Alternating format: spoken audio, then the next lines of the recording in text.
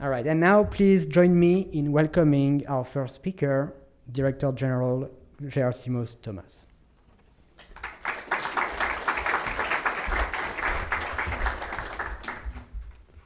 Thank you, Gabriel. Good morning, everybody. Congratulations for the excellent work that you have done so far. The EU Tax Observatory is now going into the second year. A lot of work, a lot of success, and a lot of thinking going forward.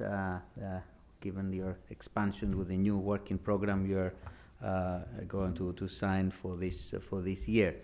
It's a pleasure to see you all today and meet you also in person.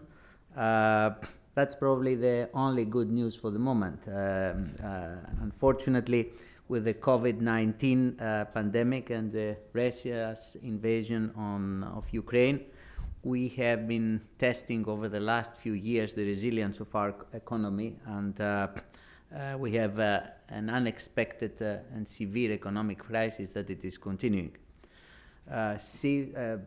Unparalleled measures have been taken up by the EU member states globally in order to counteract the effects of this crisis. There has been a lot of taxation measures have been taken in the short term to support households and businesses and to bring back the economy to the recovery path. And we all know all these shorter measures and the effect that they are trying to have, whether it is on energy prices or on support of vulnerable households.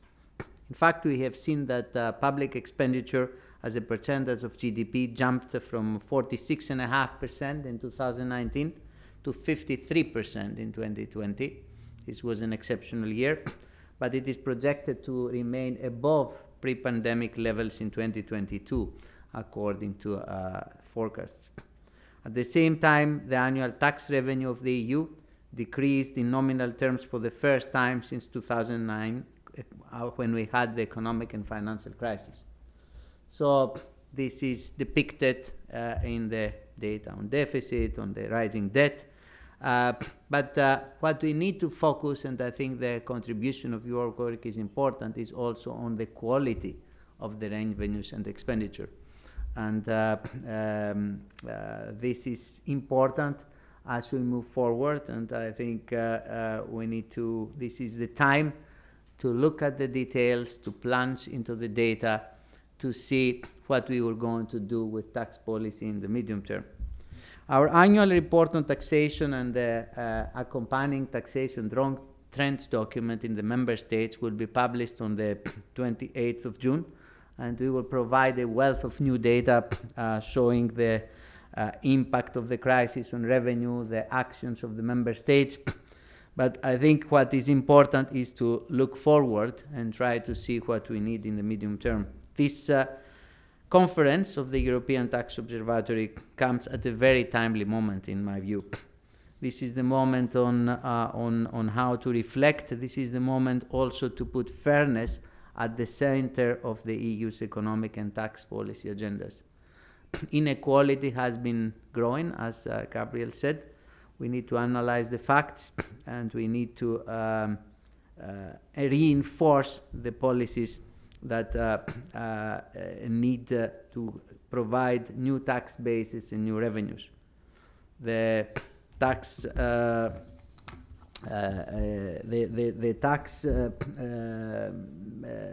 wedge on labor has been declining over the last decade, but it's still at 40%, and it is very, very high in order to drive our economies to this important technological change that we need. More than half of the technologies that we will use in 2050 do not exist today. So we need a significant investment in new technologies, whether to accompany our green agenda or digital agenda, in order to arrive in the world that we have all decided, both as a society or even legally with the climate law, to be in 2050. And all this transformational change has to be funded and has to ensure a role for the private sector. So we have launched a reflection in the Commission on the EU's tax mix on the road to 2040. We plan to have a tax symposium on the subject on the 28th of November of 2022, And of course, you're all invited, and we are looking forward in the events and the research of the European Tax Observatory to get inspirations among other events. Now, there are important things that are done in order to readdress fairness in our tax system as we speak. The OECD tax agreement that you will discuss later on this morning, and is a very important start in my view. It is dealing with certain aspects of the digital economy, not all aspects. We have teleworking, we have different business models around that are let's say, challenging the tax system as we move forward, but it is dealing in a fair way with the issues around corporate taxation and distribution of wealth internationally due to the rise of the digital economy. These are Pillar 1, as you all know, and I'm sure Pascal Santamans will tell us later today. It is going to redistribute substantial sums of wealth to less developed or emerging countries. This is contributing to the more fair corporate tax system, and it is going to also raise, under Pillar 2, a minimum effective tax rate that also is going to contribute to tax revenue. But corporate taxation in Europe is less than 10% than the revenue. So we have to look beyond, let's say, reforming corporate taxation. We have to look at addressing harmful tax practices. We have a comprehensive program that I'm sure you have been following with the initiative of Ansel and new initiatives that are coming up to complement it, a very active follow-up on the Code of Conduct, and a number of other initiatives that we are preparing. And again, we are looking to receive input from this conference on how to deal with harmful tax competition, aggressive tax planning, and reducing tax avoidance. This happens in direct taxation. This happens in VAT, where we have a substantial VAT gap that we are trying to address. We have taken the first steps with the VAT Commerce Directive. We are taking the next step in the autumn with VAT in the Digital Age proposal, that it's going to facilitate cross-border businesses as we adjust our cross-border supply chains in Europe, but also is going to contribute substantially to reducing the VAT gap, which is well in excess of 100 billion. And a large part, not all of it, a large part depends on the way that we manage our tax systems and the way that collect and cooperate across countries to collect things. So important initiatives. I'm not going to enumerate on all the actions that we are doing. I am looking forward to receive the input and listen to your ideas from this conference. I think it is very important for us in the Commission to stimulate a debate on tax policy. There is not enough medium and long-term debate in tax policy. The tax experts in both in the member states and in the private sector, they tend to focus in the short term. And as Gabriel said, once in a while there are big steps by which we readjust our tax system. I think we are at this moment. We are here to reflect in order to launch once we get through next winter, probably, where still we'll be grappling of the short-term policies due to the impact of energy prices. I think we need to launch a reflection for the tax mix going forward. I call it the road of 2040. Gabriel called it for the 21st century, but it is more or less our thinking, and I think is aligned that there are some things that I need to change.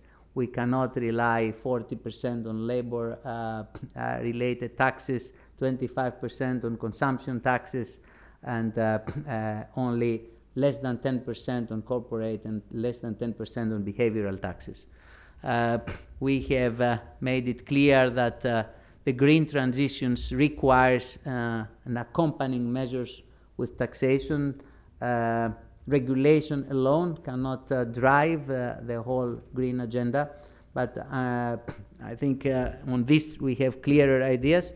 In the issue of wealth taxation, where a lot of the debate will focus this morning, I think we need to study more and see how we will combine an EU action with international action, and how we will look at it in a global way. In the Commission, in our tax action plan, we have been looking at elements of these new forms of wealth, and we will come with initiatives. I'm sure Benjamin Angel, who is here today in the next panel, the panel after next, he will tell you on what we are thinking on the DAC, or what they're thinking on crypto assets. But I think we still need, and I repeat, this is an important conference today, to capture the interactions between the different forms of wealth, not only focus on individual elements. And I think we need to do this not only to create EU initiatives. I think we need to do it as a community together with the member states, the regional, the national authorities. Taxation happens at different levels of government, and I think it is important that all levels of government espouse this holistic approach and the need for the new tax mix in the years to come, in order to address the challenges that have come about in the beginning of the century. Thank you very much, and I'm looking forward to your very good conference. Thank you.